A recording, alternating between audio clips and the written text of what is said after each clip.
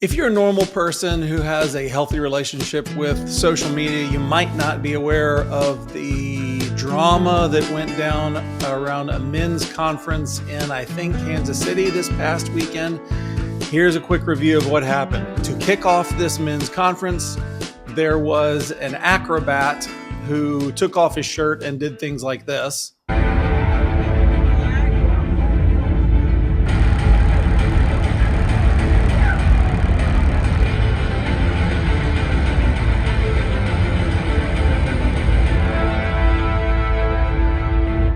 And it was discovered later that this dude has been a male stripper in the past. Okay. Then firebrand and professional speaker, author, personality guy, Mark Driscoll walks up, and he's a featured speaker at this conference, but he wants to walk up and criticize the fact that this has even occurred at all, and says that there's the spirit of Jezebel present. That looked like this. But the Jezebel spirit has already been here. The Jezebel spirit opened our event. This is a rebuke and a correction of no one. This is an observation. Before the Word of God was open, there was a platform. It was a high place. On it was a pole, an asherah. The same thing that's used in a strip club for women who have the Jezebel spirit to seduce men. In front of that was a man who ripped his shirt off like a woman does in front of a pole at a strip club. As he was talking, the guy running the conference called him out of order, got him off the stage. And then he swallowed a sword, and Jesus cried, okay, Pastor John, I'll receive that. Thank you.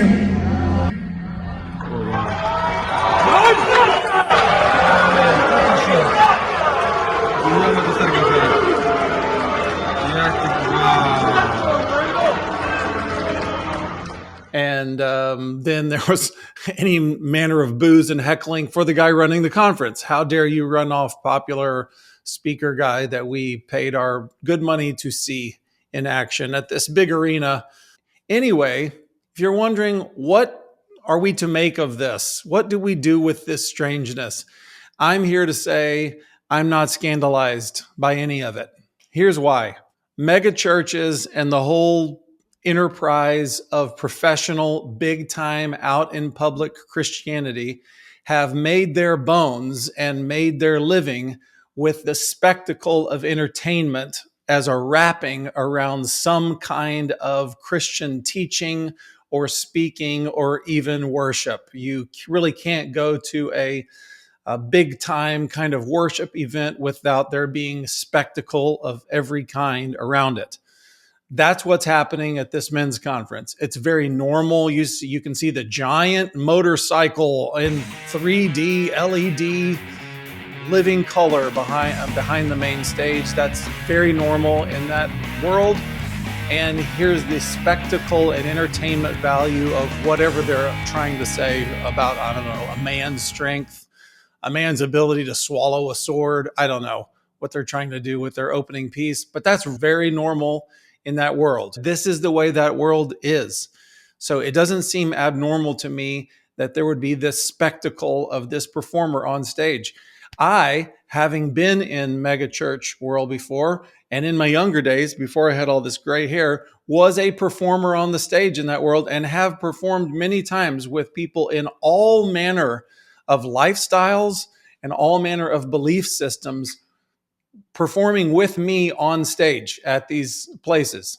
Why? Because they are interested not in the doctrinal purity of the people on stage. That's what Mark Driscoll got bent out of shape about, partly, but about the spectacle, that people are interested to see what's happening. I'm also not scandalized by Mark Driscoll's response. It's obvious that he was troubled by what he saw. He took it very seriously. He said he'd been praying. He kind of got down on his knee on stage as I suppose an act of supplication or humility.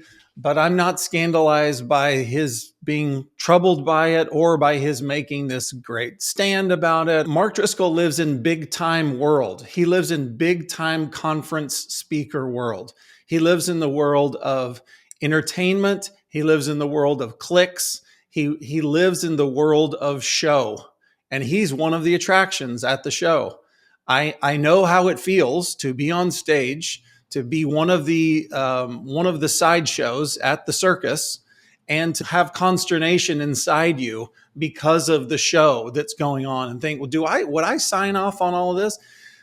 Well, I don't even know that I would hire myself to be one of the sideshow acts, but I took the paycheck for being one of the sideshows, and that's the position that Mark Driscoll finds himself in. Now we get into all the technicalities of, now, how does the Bible say that we're supposed to correct a brother and all of this stuff? Look, you're at a circus. You're part of the circus. If you don't like circuses, don't show up at the circus. So I'm not scandalized by any of it. I have a shoulder shrug to a guy ripping off his top and climbing up a pole. I thought the sword swallowing was pretty amazing, but I don't have any reaction to them hiring a guy to do that. And I don't have any reaction to Mark Driscoll getting all upset and trying to invoke a spiritual purity. It's kind of funny to me that Mark Driscoll would think there's a way to do this circus with the giant motorcycle, the big LED screen. There was obviously going to be some spectacle to kick off the thing. I'm sure he was promoted as, come see the guy who's been such a controversial figure in Christianity. He will come talk to all these men.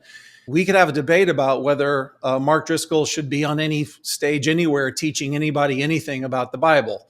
But he wants to invoke, this must be doctrinally pure. There needs to be a spiritual purity to it. And I shrug my shoulders at the whole thing.